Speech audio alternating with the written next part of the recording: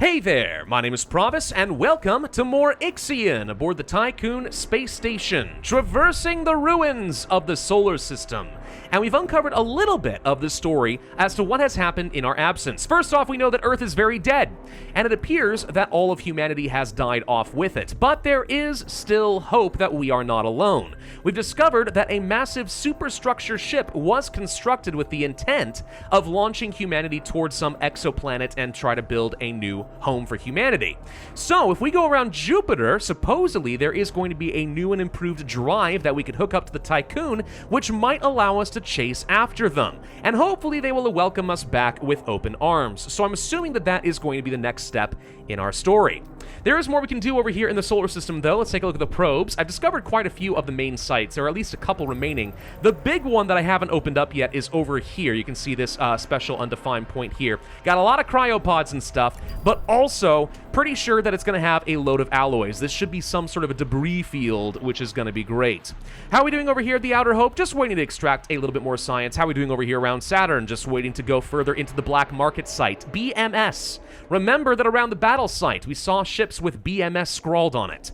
Did we fight against the black market? That's kind of an unusual thing to do, but okay. Hey look, a debris field. Told ya. Back on the base, how are we looking as far as our resources? For the most part, pretty darn good. We've got a lot of iron coming in thanks to having 2 mining ships and 2 transport ships. So we are constantly producing more of our steel. We are producing more than enough food. We have enough power. Everything is honestly looking hunky-dory, and I'm trying to build out some more structures right now. For example, the cryonics pod I'll set up down over here once I have cryopods, and I should have at least a few. We'll be able to start waking people up and adding them into our population so we don't get overworked. Very important. With that comes additional housing. We'll also need some stockpiles so that we can store those cryopods.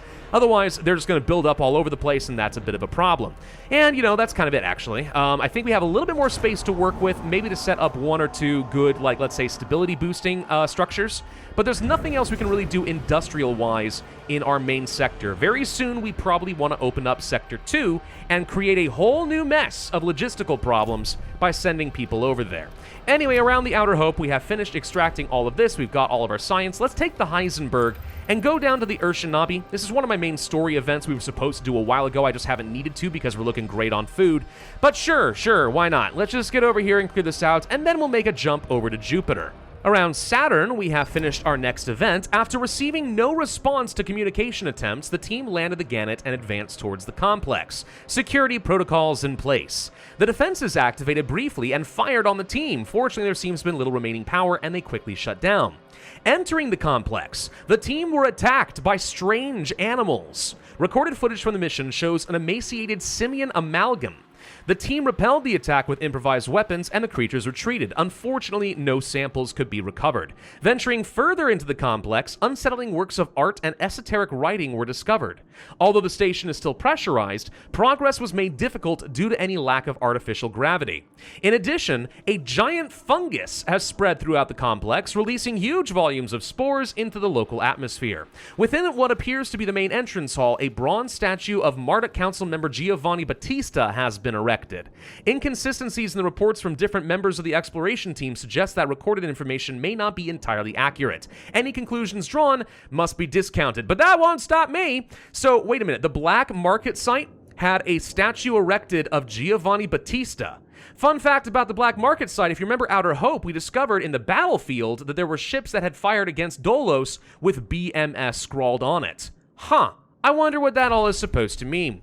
Well, you know what? Let's send a team deeper into the station. And remember, there is a reason we are doing all of this in Saturn before we go to Neptune, so try not to forget that. We have another probe, but there are still more things to see in the solar system, though I think we've got most of it. Trying to think of what's left. I know Uranus is one we are missing. Is that basically it? I think it is, and Uranus should be like right over here, I believe. Is there any way to get some resources at the same time? Not very conveniently, but we can try. All right, launch a probe. And honestly, I think that's about it. Now we just need to start finding actual resources, not points of interest. Oh, and for our science, let's go ahead and start working on the electronics factory. It's something we know we're going to need at some point. We might as well just go ahead and start researching the darn thing. I do want to get this upgraded. I really, really do, but we need tier 2 techs. I think, I could be wrong on this. I'm trying to remember. It's been a minute. I know that at some point we get access to these tier 2 techs. I think that's here.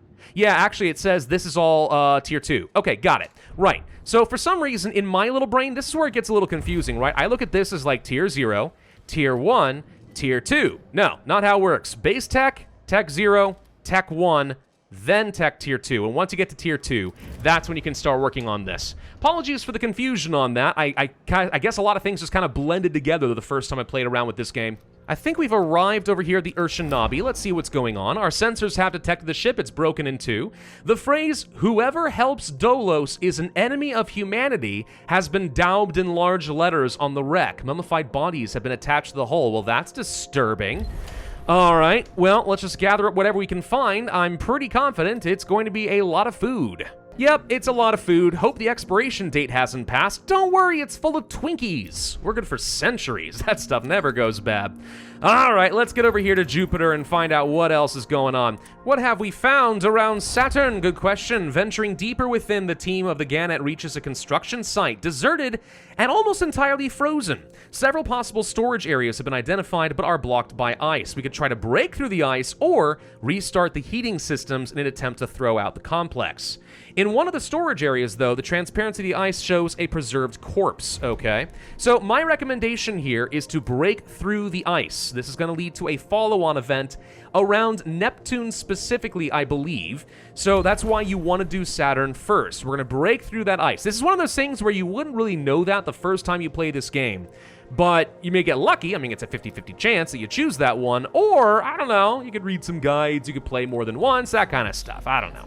Hey, we've also arrived around Jupiter. This should be fun. The coordinates recovered from the black box of Outer Hope have allowed us to successfully locate the Hephaestus construction facility. Using the encrypted channels and Dolos communication protocols found on the Outer Hope, we have woken the resident resident PA. Personal assistant, I think? Diagnostics reveal that prior to the failure, the site's data archiving systems, the facility had been inactive for several decades. Strangely, the industrial zone is powered and operational. We'll spend 3 cycles digging through that and looking for anything exciting. Should be finishing up around Jupiter and Saturn kind of close to the same time. We've reached the automated construction site, which, despite its age, is still in good working condition. Although the Dolos technology here is recognizable, it is much more advanced than what we have on board the Tiqqun. In the control room for the site, we come across a mausoleum dedicated to Lyra Fraus. The resident PA identified us as Dolos personnel and granted us access to the data records. These confirm that the Hephaestus site was used to construct and house an advanced prototype of the Vol engine, codenamed Ixian. Roll credits! An engine of this type is currently moored to the EKP structure with a harness link. Our engineers say that one of our mining ships could tow this. Attaching the Ixian engine to the Tiqqun will restore our Vol jump capabilities. Excellent. We also are now ready to extract 200 cryopods. Oh man, all right. Well, we need to extract Ixian from the atmosphere of Jupiter. That means a mining ship is going to be on its way. That's one of the reasons I wanted to have 2 mining ships available instead of only 1, so we can continue fueling our economy. So who cares about the ice and stuff? I mean, it's great that you're getting that, I guess, but like, who cares? Instead, go and knock free an engine.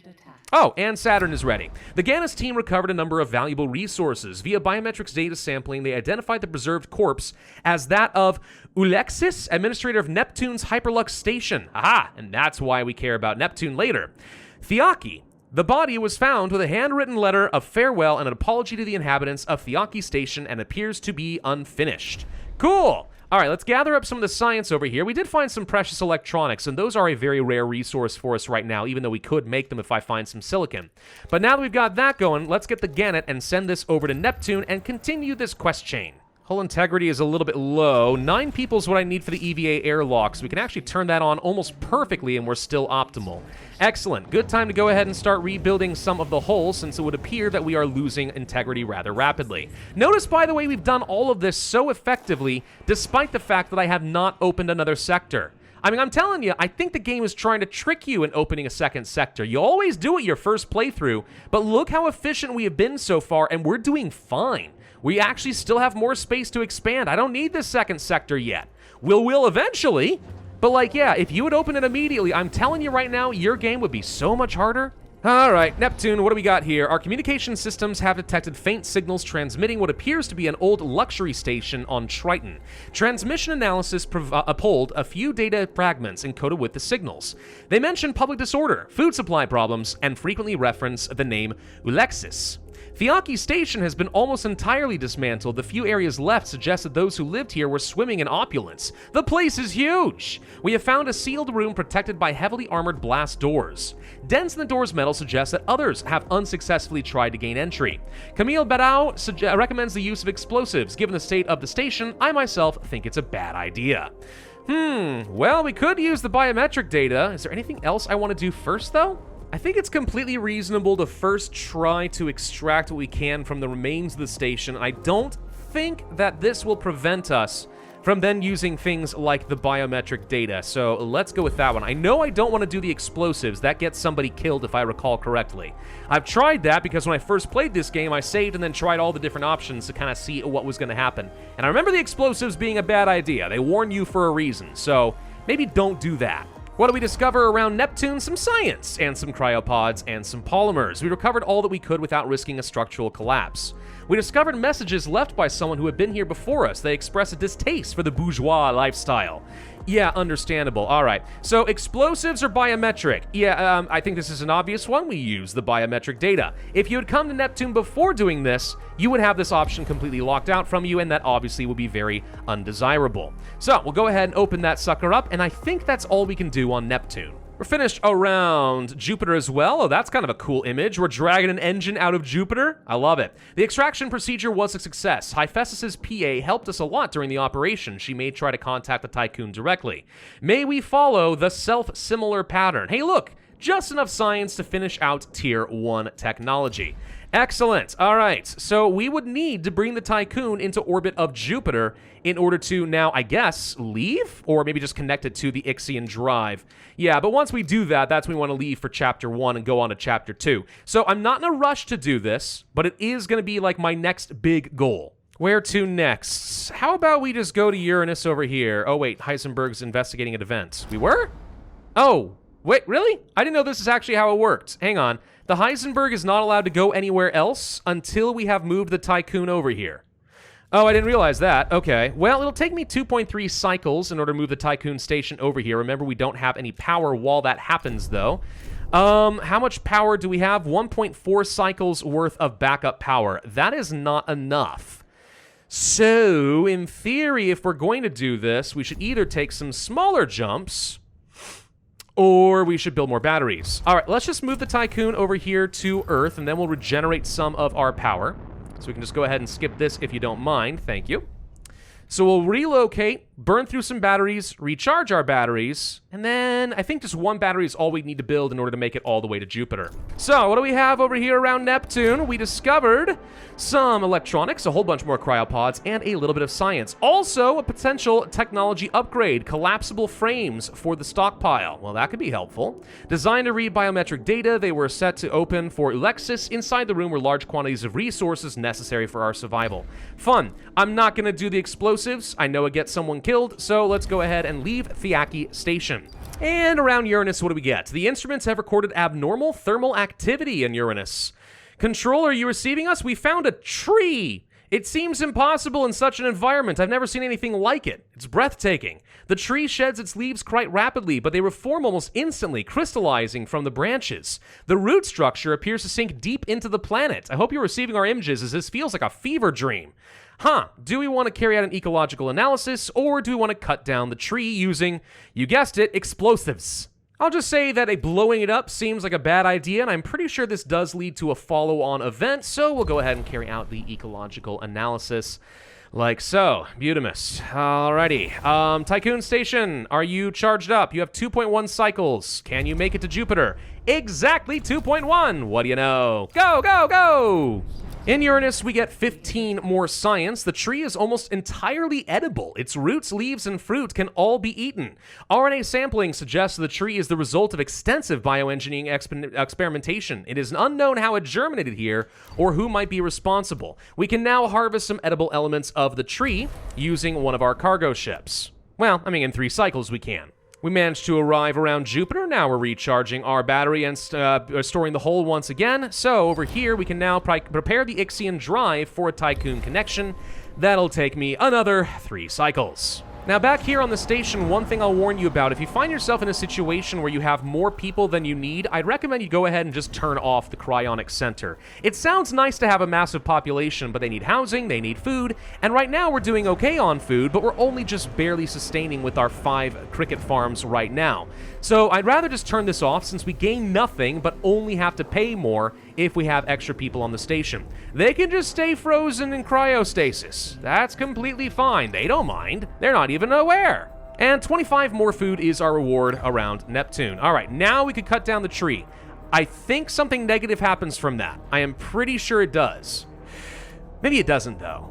I think we tried anyway. I actually don't remember. I don't remember. Blow up the tree, 5 cycles. Screw it. When in doubt, humanity is really good at blowing stuff up. So, we have restored our Vol jump capabilities, or rather we are about to. Working together, the crew of the Tiqqun and the team of the Heisenberg have prepared Ixian for connection. Final attachment protocols can be initiated via the EVA airlock. Alrighty, so do we want to dismantle the surplus equipment around the Hephaestus site? Yeah, that seems reasonable enough. I don't really know of any reason not to. An incoming transmission. Is this the helpful PA? It is indeed. Olympia is the name of this one. You look surprisingly similar to Eden. Now, I'm going to skip through some of what she's saying, but basically she's coming to the conclusion of we're not allowed to program our own Vol engine coordinates. We can only follow what is already pre-programmed. So basically, Olympia is going to help us get toward the exoplanet that the Protagoras is looking for. And the name of that exoplanet is Remus. Olympia also says something kind of weird down here. Veneer was right about the echoes of the future. I bestow upon you this miracle, and with it release myself so that I may embrace the sleep that was stolen from me. Echoes of the future. Again, a weird thing that is coming up. People have said this more than once, but no one's explained what it means. What do we find around Hephaestus? Oh, you know, just more stuff. Nice. All right, Heisenberg, go to the asteroid belt. Now, here you run into something a little bit tricky, but I'll explain more about that in a minute. We have detected a signal broadcasting on a DOLOS frequency. It originates from a mineral extraction station named the Stanford Facility. We theorize that the Stanford Facility will contain many materials useful to the Tiqqun and its crew. However, in order to recover them, we need to dismantle elements of the structure to gain entrance. A control center has been identified, but it is sealed off. We have no idea what has been said in the stenciled message with the UN emblem, but it's accompanied by a helical-shaped symbol. We have seen some rather terrifying, I'll say artwork, but really it's a bunch of stacked bodies in a helix pattern. Again, helical stuff is coming up. Kinda weird. All right, so here's the trick, though. You might want to think about force entering into the control center. That sounds exciting, right? However, I happen to know that what's going to come out of this is you're going to find a whole load of dead bodies. And then people tend to kind of freak out, and you'll have to honor the dead, and that tends to result in the death, or at least the loss, of some crew members. So probably not a very good idea. Instead, I would say we go ahead and just dismantle part of the facility. If you're willing to get rid of some people, this is a way of getting some extra science, which is kind of tempting. But maybe just dismantle? I think we get less science this way, but you do instead get like some cryonic pods or something like that. Science or cryopods? I guess we just dismantle. Why lose people? But honestly, I actually was kind of tempted for a second to throw some people into the meat grinder for science. Anyway, around Uranus, the tree has fallen.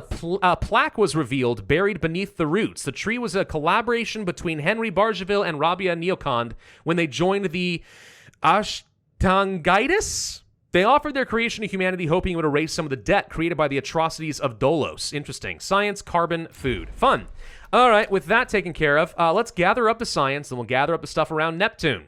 Now, I'm curious, how much does it cost to move on to the next round of science? Because you can see we now have access to Tier 2, which is very exciting. Remember, we did discover something here for some stockpiles, the integrated storage bays, allowing us to stockpile 10% more resources. That's actually not half bad for us. But no, what I want is this. We can spend 30 science getting the assistant promotion, and that is going to boost up the science produced by the tech lab by 18 times. That is obviously a lot more science, so we don't have to rely so much on events. Very, very, very big deal. So we've gathered what we can here from the asteroid belt, and I was right, it does give you cryopods, and only 15 science. Still, that's not so bad, and with any luck, we're not going to be hurting for science anytime soon now that I'm able to produce it on my own. Case in point, we have finished with our tech, so now this tech lab is going to produce 3 science every 5 cycles. That's a pretty darn good deal.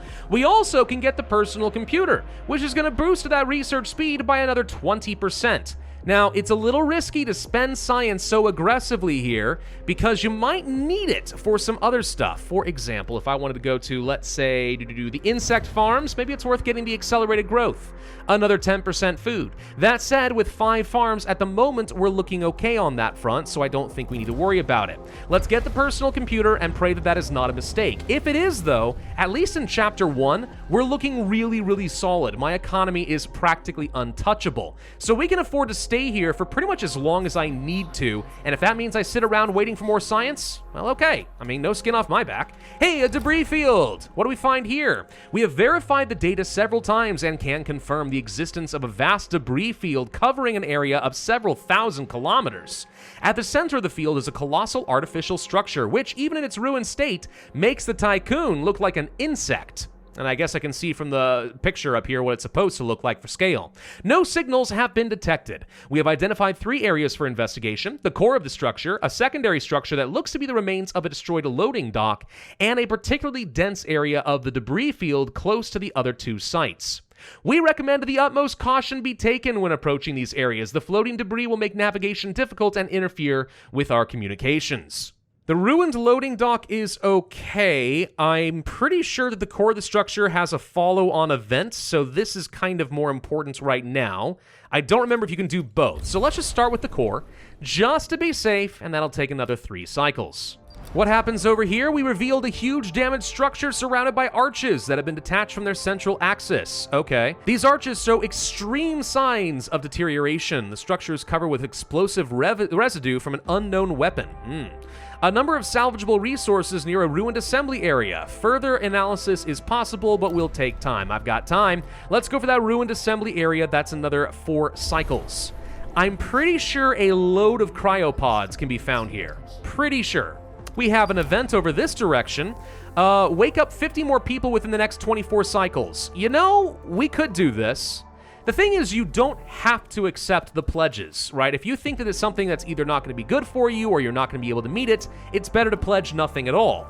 In this case, though, 50 cryopods, it's doable, and it's going to be helpful for when I move into Sector 2, which, by the way, I could start working on. It'll take 40 of my people, though. Let's turn this thing back on, and when I have a large surplus of extra people, which at the moment we don't, we'll be able to just go ahead and open this up, and I won't feel bad about it. Now, I'm going to start using my cargo ships to pick up a load of these cryopods. One thing to be aware of, I'm pretty sure once you get a certain number of unawakened cryopods, like 400 or something like that, you get a stability penalty. I don't really know why that upsets people so much, but apparently it does, so be aware of that. Don't hold on to too many cryopods unless you really feel like you have to. Alright, what happened over here? After examination, we concluded the site was evacuated prior to its destruction. Finding uniforms and equipment bearing the insignia of different organizations, it was a facility property of the UN. Strangely, a number of embalmed bodies were found in a secluded area. 250 cryopods. Yup, and now we can indeed investigate the dock. Okay, good. So, no particular order you have to follow. I think we are going to go ahead and just stockpile more stuff. 10% more means I can just kind of hoard a lot more resources before we eventually end Chapter 1. And finishing out the debris field, we do get some more science and we get a little bit more electronics. By the way, helical shapes again. Just saying, it's a little concerning. Kind of gives me some Dead Space vibes. So we're about done, honestly, with Chapter 1. Very, very close. Let's go to the Tiqqun station and see what it will take to upgrade our engine. It's going to take a bunch of polymers plus some electronics. No problem whatsoever. The hull repair will be temporarily shut down. Our hull integrity is about 70-ish%, so I think we're going to be fine on that for now. So let's go ahead and get this sucker constructed. Let's also go ahead and open up the second sector. 40 people is a lot, but that's fine. We are going to go ahead and send it all over. I should have a surplus of people that will allow me to turn off 1 or 2 jobs and we'll be okay. I need a lot more growing space. Whoa! Something happened down here. Hello, a building was damaged. All right, we need to repair the battery and then keep it running for 2 cycles. Let's go ahead and fix that. There was an accident, but it wasn't very likely to happen. We're still in optimal condition, so that was just very bad luck on my part. Now, opening up a new sector is going to come with some challenges. It's not just now the logistics of 40 people who are living over here. We now need to gather up all of these things. But also, simply by virtue of having a second sector open, we are now going to be taking more hull depletion damage, which pretty much means we need to get a second EVA airlock just to keep in the positive here at some point. It's going to be a little bit on the expensive side. Not to worry, though. We're in as good of a shape as we possibly can be to handle that. I'm trying to be very careful and methodical about how I set up this new sector because this is the closest thing I'm going to have to a clean slate. I want to leave enough space that if I want to toss something here in against the edge of the sector, I can do so. So I've done that carefully on both sides. I'm going to try to build in the center as much as possible. You do still need a lot of the basics, though. You need to have storage for food and steel. You want to have a mess hall. You need to have a workshop. And now I'm also going to start building out some housing. Resource management in and of itself is a little bit of a weird thing because I'm pretty sure the way this works is you send a portion of resources into kind of the general stockpile, which then gets distributed between the sectors depending on what minimums they are looking for. So for example, something I'm going to do is say we want to have ideally 50 food in Sector 1, at least for now, which takes some excess, and we want to have 50 food over here. So anything that was above 50 should now automatically get removed from here and then sent over wherever it's needed. In this case, it's going to be Sector 2. And since we don't have any farms over there, that just makes a lot of sense. Similar thing could probably be said over here as far as steel. We'll take some excess, so that can start getting distributed over here to Sector 2 and keep things afloat. Though remember, we can also, tear down more boxes. So I think we'll be okay over here. I feel like at this point I've probably gathered just about everything I want. I wish I could store up more cryopods because it feels kind of sad to leave some humans out here just kind of floating indefinitely in space, but that is kind of how it's going to go, I think. The Quicksilver is going to probably stop doing any more work. Let's make sure that these things are going to be docked up from here on out.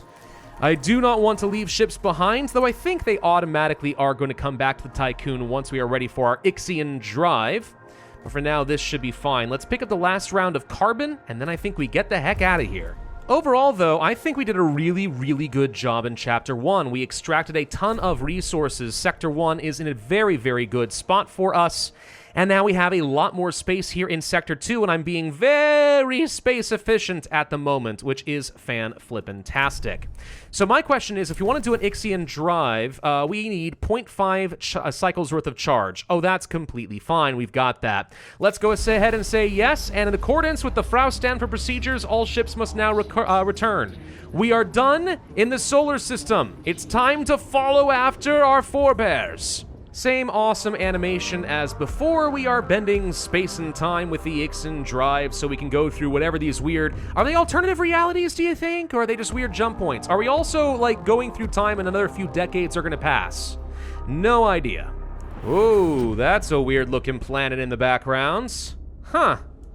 Alrighty. Well, we are now officially in alien space, ladies and gentlemen. No longer in Seoul. Okay, well, this is kind of cool. Let's take a look at that map, and oh my, this is very interesting, isn't it? Yes, it is. Okay, I don't know where we are, but the star's name is Immortan, and we are losing hull integrity because every time you do a vol jump, your hull goes down faster than ever, hence why you need to have more EVA suits. But this is where I'm going to leave you. We have finished with the solar system, and now we're ready to move on to some cool stuff. So I'll see you in the next episode. Thank y'all for watching. Be sure to hit that like button, leave a comment, subscribe, make sure you hit that notify bell, and I will see you guys next time.